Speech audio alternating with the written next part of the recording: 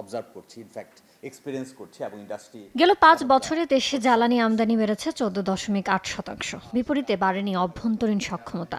দেশে গ্যাসের মজুদ শেষ হবে ২০৩৬ সালের মধ্যে। রাজধানীতে দেশের জ্বালানি ভবিষ্যৎ নিয়ে এক আলোচনায় এসব তথ্য তুলে ধরেন বক্তারা। জোর দেন জ্বালানি নিরাপত্তায়, নবায়নযোগ্য জ্বালানির ব্যবহারে।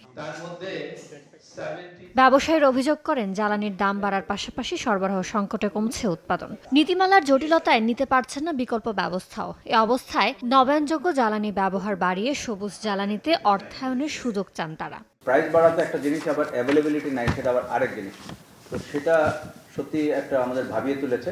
যেহেতু বিদ্যুৎ আমাদের লাগবে, জ্বালানি আমাদের লাগবে, অতএব ট্রানজিশনের যে প্রক্রিয়া সহজ করা যায়, যেভাবে ট্রানজিশন আমরা যেতে পারবো এবং আমাদের জ্বালানির নিশ্চয়তা হবে, সভারেন হবে এবং আমাদের সিকিউরিটি পাবো এবং আমরা আনইন্টারপ্রেট পাওয়ার পর সেদিকে যেতে হবে। আমদানি নির্ভরতা থেকে বেরিয়ে নিজস্ব সক্ষমতা বাড়ানোর গুরুত্ব উঠে আসে আলোচনায়। Import dependent energy reality is a threat to national sovereignty, তাই না? এটা আমাদের এই যে এনার্জি ট্রানজিশনটা অ্যাকচুয়ালি উইল নট হ্যাপেন। আনসার্টেনিটিটা রিডিউস কীভাবে হবে, not just a narrow cost management issue, but how do you reduce uncertainty.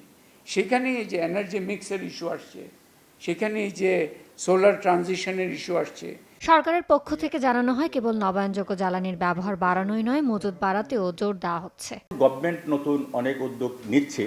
For example প্রায় 50 এবং 100 মানে 150 কূপ খনন করার জন্য একটা ক্রাশ প্রোগ্রাম চলমান আছে, যেটা দ্রুততার সাথে হয়তো 1000 MMCFD বৃদ্ধি করার একটা হয়তো উদ্যোগ নেওয়া হয়েছে। বেসিক্যালি এনার্জি যে সিকিউরিটিটা এবং যে আমাদের ক্রাইসিসটা ওভারকাম করার জন্য শুধু আমাদের এক কেন্দ্রিক শুধু ফসিল ফুয়েল দিয়ে হবে না, আবার আমাদের মানে রিনিউয়েবল এনার্জি দিয়ে এই পর্যায়ে সম্ভব না। জ্বালানি নিরাপত্তা নিশ্চিতে সরকার ও বেসরকারি খাতে সমন্বিতভাবে কাজ করার তাগিদ উঠে আসে আলোচনায়। $20 বিলিয়ন। ইয়ানুর শিফাত, সময় সংবাদ, ঢাকা।